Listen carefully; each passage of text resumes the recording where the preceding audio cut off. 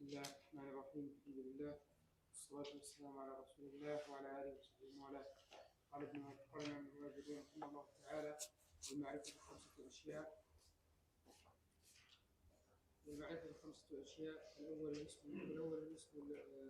الأول الاسم المضمر نحو أنا وأنت، والثاني الاسم العلم نحو زيد ومكة، والثالث الاسم المبهم نحو هذا وهذه وهؤلاء، والرابع الاسم الذي فيه الألف واللام، والخامس نحو الرجل والغلام، والرابع ما أضيف إلى واحد من هذه الأربعة. نعم. أيها المجيد. بسم الله والحمد لله والصلاة والسلام على رسول الله. قال ابن المهاجرون رحمه الله تعالى: باب النعت. النعت تابع للمنعوت في رفعه ونصبه وخفضه وتعريفه وتنكيره. نقول: قام زيد العاقل ورأيت زيدا العاقل ومررت بزيد العاقل. والمعرفة خمسة أشياء: الاسم المضمر نحو أنا وأنت، والاسم العلم نحو زيد ومكة، والاسم المبهم نحو هذا وهذه وهؤلاء، والاسم الذي فيه الألف واللام نحو الرجل والغلام، وما أضيف إلى هذه الأربعة.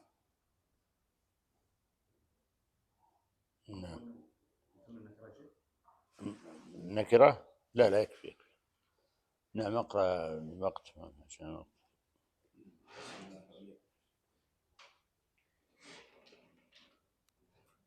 بسم الله الرحمن الرحيم. الحمد لله رب العالمين، والصلاة والسلام على رسول الله. أما بعد، قال الشيخ محمد محي الدين عبد الحميد رحمه الله تعالى في كتابه تحفة السنية في شرح المقدمة الأجرمية، قال: وللجزم علامتان: السكون والحذف. وأقول: يمكنك أن تحكم على الكلمة بأنها مجزومة إذا وجدت فيها واحدا من أمرين: الأول السكون وهو العلامة الأصلية للجزم، والثاني الحذف وهو العلامة الفرعية. ولكل واحدة من هاتين العلامتين مواضع سنذكرها لك فيما يلي. موضع السكون: قال: وأما السكون فيكون علامة للجزم في فعل المضارع الصحيح الآخر. وأقول: للسكون موضع واحد يكون فيه علامة على أن الكلمة مجزومة، وهذا الموضع هو الفعل المضارع الصحيح الآخر. ومعنى قوله صحيح الآخر أن آخره ليس حرفا من حروف العلة الثلاثة التي هي الألف والواو والياء. ومثال الفعل المضارع الصحيح الآخر: يلعب وينجح ويسافر ويعد ويسأل. فإذا قلت: لم يلعب علي، ولم ينجح بليد، ولم يسافر أخوك، لم يعد إبراهيم خالدا بشيء، ولم يسأل بكر الأستاذ، فكل من هذه الأفعال مجزوم لسبق حرف الجزم الذي هو لام عليه، وعلامة جزمه السكون. وكل واحد من هذه الأفعال فعل مضارع صحيح الآخر. نستمر يا شيخ؟ نعم.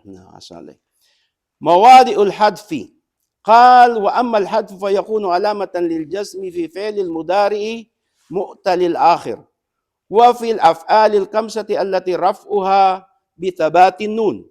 وأقول: للحذف موضعان يكون في كل واحد منهما دليلا وعلامة على جزم الكلمة. الموضع الأول: الفعل المضارع المؤتل الآخر. ومعنى قوله مؤتل الآخر أن آخره حرف من حروف الإلة الثلاثة التي هي ألف والواو والياء. فمثال الفعل المضارع الذي آخره ألف يسعى ويرضى ويهوي ويهوى وينأى ويبقى. ومثال الفعل المضارع الذي آخره واو يدعو ويرجو ويبلو ويسمو ويقسو وينبو. ومثال الفعل المضارع الذي آخره ياء يؤتي ويقضي ويستغشي ويحيي ويلوي ويهدي. فإذا قلت لم يسعى علي إلى المجد فإن يسعى مجزوم لسبق حرف الجزم عليه وعلامة جزمه حذف الألف والفتحة قبلها دليل عليها وهو فعل مضارع مؤتل الآخر.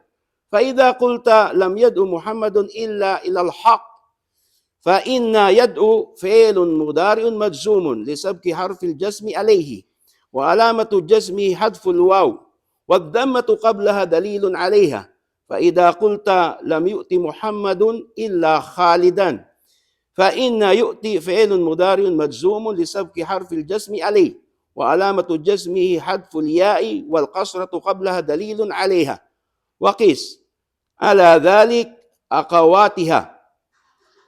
الموضع الثاني الأفعال الخمسة التي ترفع بثبوت النون وقد سبق بيانها. ومثالها يضربان وتضربان ويضربون وتضربون وتضربين. تقول لم يضربا ولم تضربا ولم يضربوا ولم تضربوا ولم تضربي.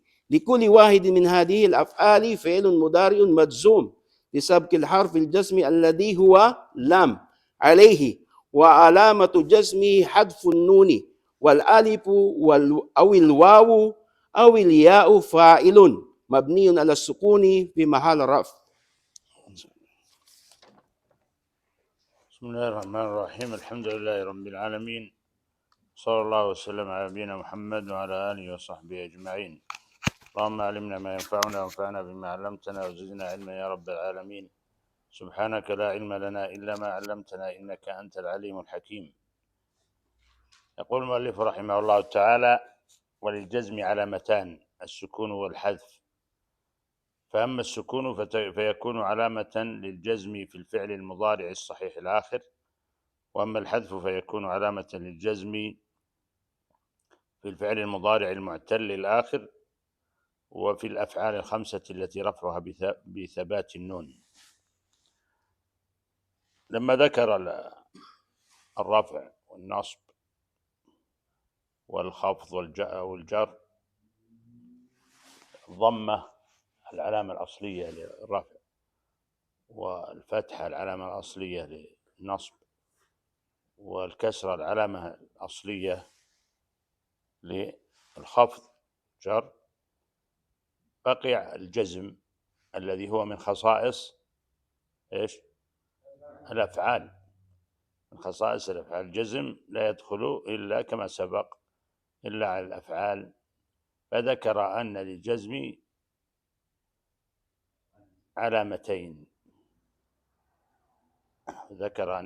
علامتين، السكون والحذف.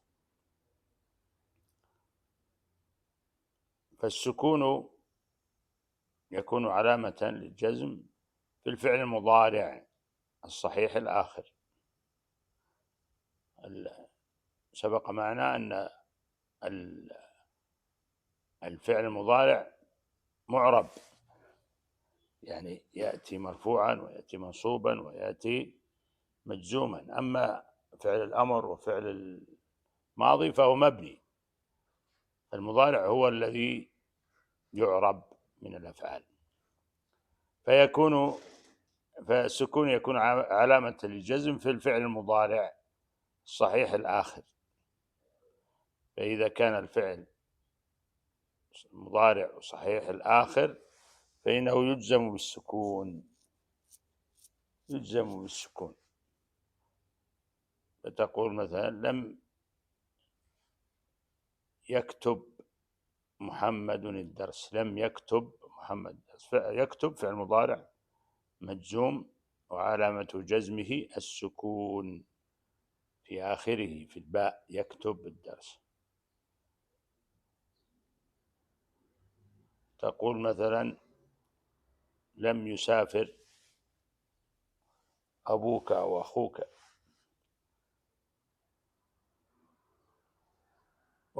فيسافر فعل مضارع مجزوم وعلامة جزمه السكون الظاهر على آخره في الراء. يسافر.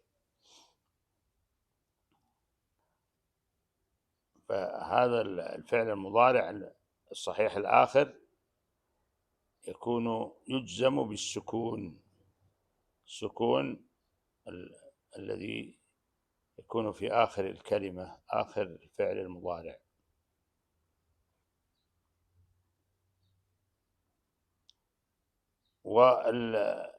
والحذف الذي ذكره المؤلف في قول الجزم علامتان السكون والحذف. الحذف يكون أيضا علامة للجزم في موضعين: في الفعل المضارع المعتل الآخر. احنا عندنا الفعل المضارع إما أن يكون صحيح الآخر يعني لم يختم بحرف علة، أو يكون معتل الآخر يعني ختم بحرف علة. وحروف العلة كم؟ 3: الألف والواو والياء. هذه حروف العلة. فإذا لحقت في الفعل في آخر الفعل المضارع أحد الحروف الثلاثة فهو معلول الآخر أو معتل الآخر، فيكون جزمه بحذف حرف العلة. يكون جزم هذا الفعل بحذف حرف العلة. إذن هذا موضع حذف، موضع من مواضع الحذف. فالفعل المضارع إما أن يكون مجزوما بالسكون وإما أن يكون مجزوما بالحذف بحذف حرف العلة إذا كان معتل الآخر. وأمثلة ذلك مثل يسعى، فتقول لم يسعى محمد، فتحذف الألف التي هي حرف علة، الألف المقصورة التي لحقت الفعل المضارع تحذفها وتدل على تأتي بالفتحة الدالة على المحذوف. فالفتحة تدل على المحذوف إيش؟ ألف. والضمة تدل على المحذوف وهو أن المحذوف واو. والكسرة تدل على أن المحذوف ياء وهكذا. فيسعى تقول لم يسعى، ويدعو تقول لم يدعو بالضم، تضع ضمة على العين. ويعطي تقول لم يعطي. ماذا كيف تكتب؟ تحت الطاء كسرة تدل على أن محذوف ياء.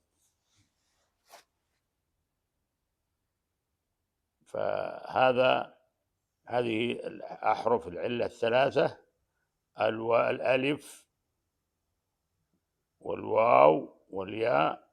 الألف تضع الفتحة إذا حذفت حرف العلة لتدل عليها، والواو تضع الضمة لتدل عليها، والياء تضع الكسرة لتدل عليها. قولك لا تنسى ذكر الله، كثيرا ما تكتب ولا لا تنسى. هل نضع الألف؟ لا، ما يصح، يكون هذا خطأ. لا، ما تكتب الألف لأنها إيش؟ مجزومة بإيش؟ حذف حرف. ما هو الحرف العلة في تنسى؟ ألف مقصورة في لاحقة الفعل المضارع في آخره تنسى. فلما دخلت عليها لام إيش؟ النهي، لأن اللام في لام نافية ولام ناهية. النافية لا تعمل شيئا، أما الناهية فهي التي تعمل الجزم، فلا بد أن تحذف إيش؟ الألف هذه وتضع ما يدل عليها، وهو إيش؟ الفتحة التي تدل على أن المحذوف ألف. واضح؟ ثم الموضع الثاني من مواضع الحذف أيضا الأفعال الخمسة. قد عرفنا الأفعال الخمسة والأمثلة الخمسة، مثل يفعلون وتفعلون ويفعلان وتفعلان وتفعلين، هذه أمثلة خمسة وأفعال خمسة. هذه الأفعال الخمسة هي ترفع، يعني هي ترفع بثبوت النون، وتنصب وتجزم بحذفها. فعندنا الجزم الآن إذا دخل عليها جازم فإنه إيش؟ فإنك ماذا تفعل في الأفعال الخمسة؟ تحذف النون ليكون علامة الجزم، فتعربها فتقول مجزومة بحذف النون. مثلا يضربون هذا إيش؟ فعل مضارع من الأفعال الخمسة، إذا أدخلت عليه حرف جزم تقول لا تضربوا، تنهى، لا تضربوا. لا تكتبوا، يكتبون، لا تكتبوا. أو تضربان أو تكتبان فتقول لا تضربا، وتقول لا تكتبا. أو تضربين وتكتبين فتقول لا تضربي لا تكتبي. هذه هي الأفعال الخمسة التي رفع الأفعال الخمسة بثبوت النون، هي تجزم وكذلك تنصب بحذفها، بحذف حرف النون. صار عندنا موضعان للحذف: موضع الفعل المضارع المعتل الآخر وعرفناه وعرفنا أمثلته، والموضع الثاني الأفعال الخمسة التي ترفع بثبوت النون. فالجزم من خصائص الأفعال، ولذلك لم يدخل إلا على الفعل، فيدخل على الفعل المضارع الصحيح الآخر، والحذف يدخل على الفعل المضارع المعتل الآخر والأفعال الخمسة. والله أعلم. في سؤال؟ في هنا يبدو عندكم هنا في قوله ومثال الفعل المضارع الذي آخره إيش؟ لا لا لا لا، فمثال الفعل المضارع الذي آخره ياء: يدعو ويرجو ويبلو ويسمو ويقسو. أيوة وينبو. أيوة وينبو. ومثال الفعل المضارع الذي آخره ياء خطأ، ياء صححها، ياء ياء زين، صححها يا سيدي، لأن خبر الذي آخره ياء.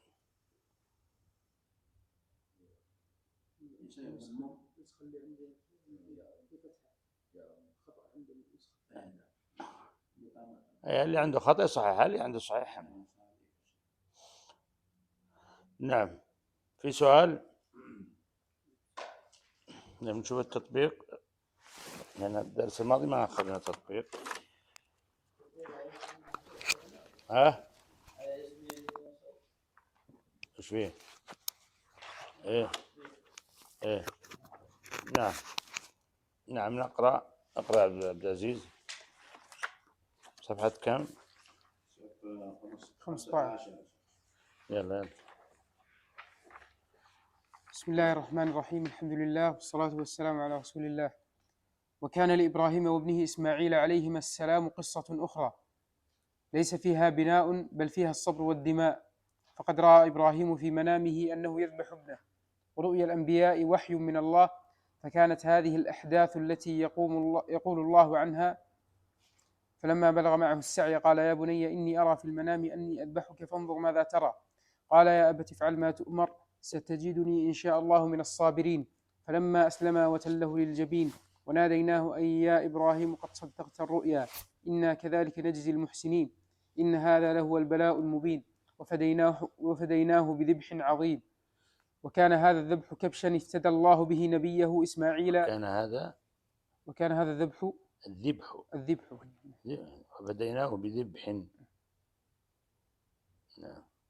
بالكسر شيخ إيه يعني يعبر عن مفعول به يعني يكون إيه يعني وقع الفعل عليه الذبح المذبوح. هو المذبوح.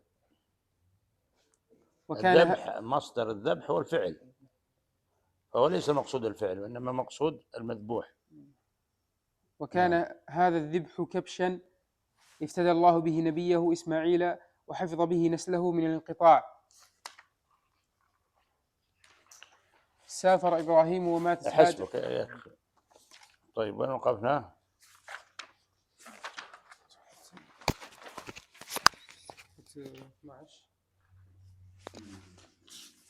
وليس ها وليس صف 10. نعم وليس. نعم.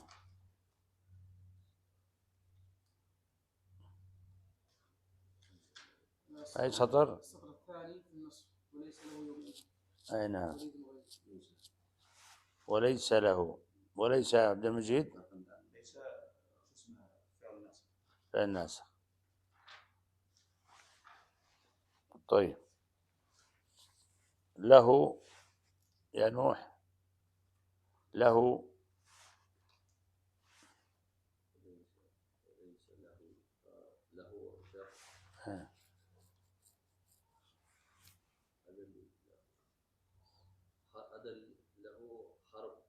لام حرف. لام نعم. والهاء ضمير غائب في محل جر. نعم. يومئذ يا عبد العزيز، يومئذ يوم اسم. كيف عرفت؟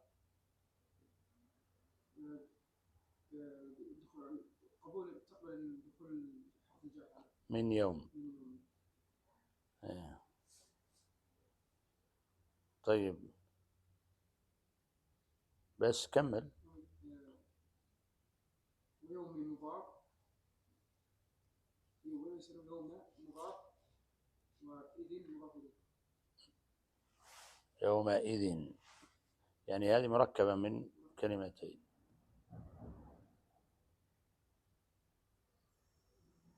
نعم. وهو إعرابه إيش؟ يوم ضرب منصوب.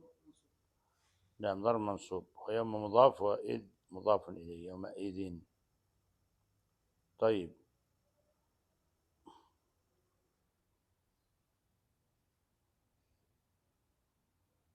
وليد. وليد يا محمد اسم. كيف عرفت؟ يقبل الألف واللام. نعم يقبل.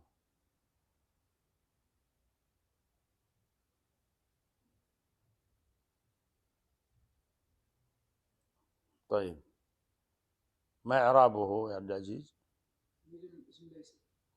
اسم ليس.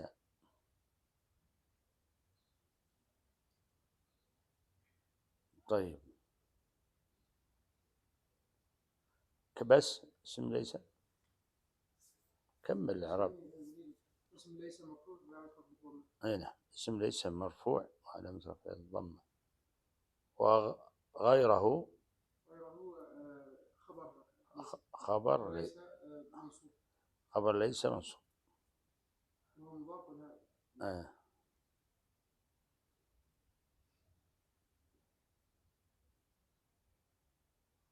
طيب وغير هذه ايش؟ اسم ولا فعل ولا حرف؟ كيف عرفت؟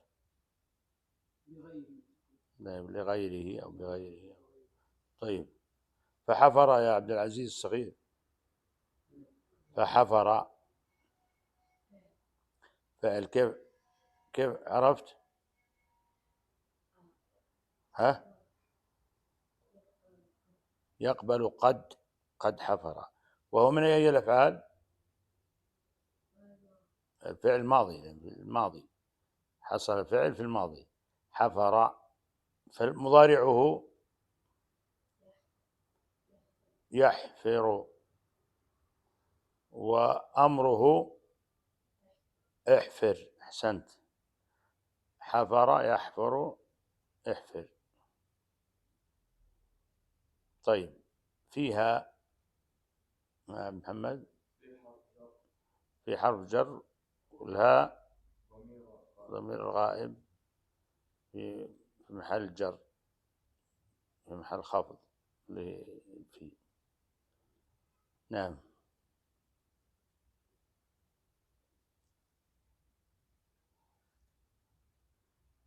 طيب فلما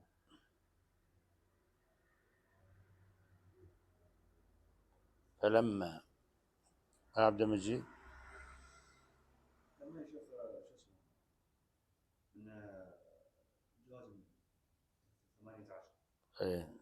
لما يعني حرف جازم فلما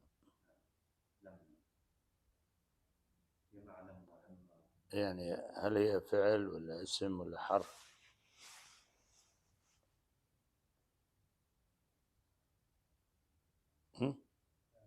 حرف جزم، شرط إذا، لأنه لا يقبل علامة الاسم ولا علامة الفعل. حرف. نعم. طيب بدأ يا أبو عبد المجيد.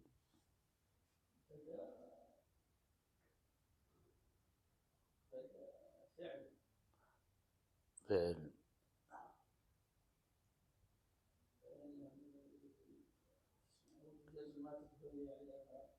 أي نعم. كذلك قد بدأ يقبل قد بدأ، وهو من أي الأفعال؟ من أي الأفعال؟ فعل الماضي. طيب بدأ يبدو. نعم. لعبد المطلب يا محمد. ايه بس وش يصير اسم، لأنه دخل عليه حرف الجر. لعبد، وعبد مضاف، والمطلب مضاف إليه. نعم. الطي يا نوح. الطي. نعم. الطي، ما هو الطي؟ الطي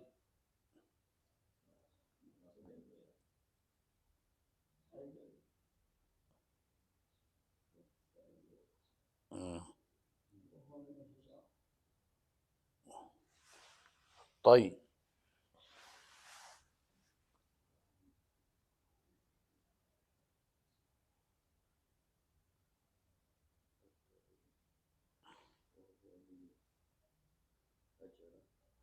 الطي هو الحجارة كما قالوا هنا، يعني البئر لما يحفر يطوى، يوضع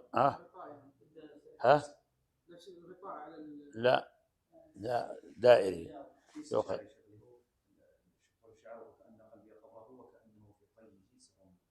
وايش يا عبد المجيد؟ ايش اعد البيت؟ كأن قلبي قبره وكأنه في طيه سر من الأسرار. ما شاء الله، جيد، هذا استدلال جيد. فكأن ايش فكأن قلبي قبره، فكأن قلبي قبره، فكأن قلبي قبره، وكأنه في طيه سر من الأسرار. أي في طيه. اللف أي شيء تقول، طوي الشيء يعني لما تطوي طوى مثلا السجادة، طوى يلفها يعني.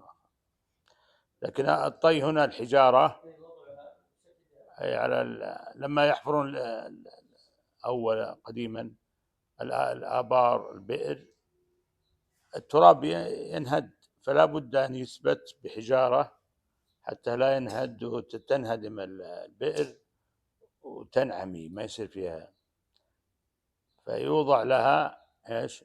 حجارة دائرية عليها تبنى وتطوى بها، يعني تثبت، بحيث انه هذا معنى الطي. فإذا مثلا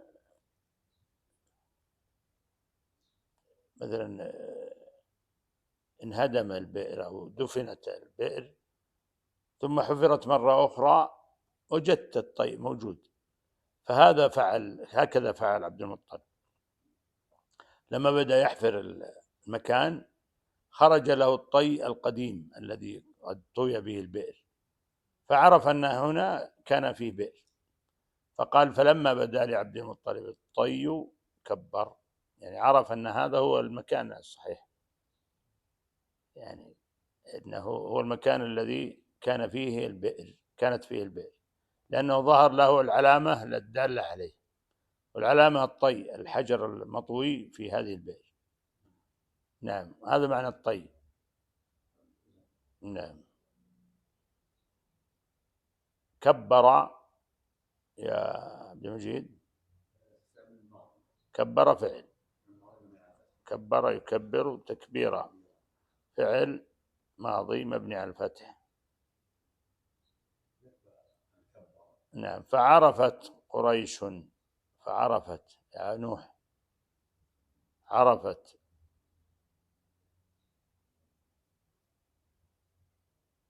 فعل ولا اسم ولا حرف؟ فعل. كيف عرفت؟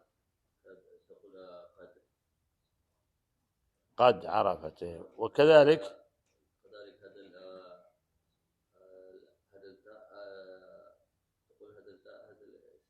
تاء، أيوة التاء، دخول تاء إيش وش اسمها؟ ما اسم التاء هنا؟ فعرفت تاء إيش؟ تاء التأنيث الساكنة، كذلك من علامات الفعل دخول تاء التأنيث عليه. فعرفت قريش، يعني عرفت قبيلة، التأنيث للقبيلة. فعرفت قريش. قريش يا عبد العزيز الصغير، قريش كيف عرفت؟ التنوين لا يدخل على الاسماء. طيب ما إعرابها؟ عرفت قريش، عرفت قريش. أيوة عبد العزيز. فاعل مرفوع بالضمة الظاهرة على آخره، لأنها هي التي عرفت، فهي الفاعلة. فعرفت قريش، والفعل لا بد له من فاعل، إذا جاء الفعل فلا بد له من فاعل. قريش، فعرفت قريش أنه قد أدرك حاجته. أنه يا محمد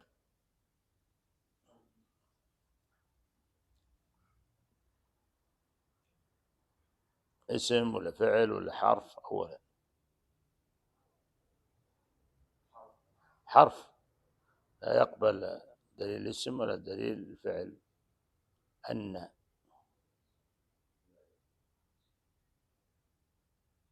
أن حرف، أن وإن حرف نصب توكيد. طيب أنه، والضمير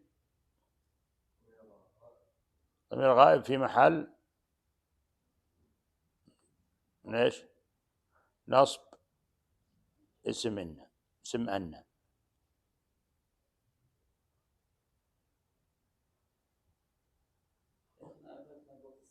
أي طيب نكمل هذه بس. قد أدرك حاجته، قد أدرك حاجته. قد هنا يا عبد العزيز الصغير، قد حرف حرف تحقيق. نعم. أدرك يا نوح، نوح أدرك فعل، كيف عرفت؟ قد، لدخول قد عليه، قد لا تدخل عليه. حاجته يا عبد المجيد، حاجته.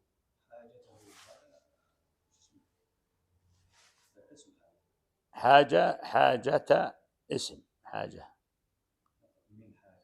يدخل عليها من والحاجة. نعم.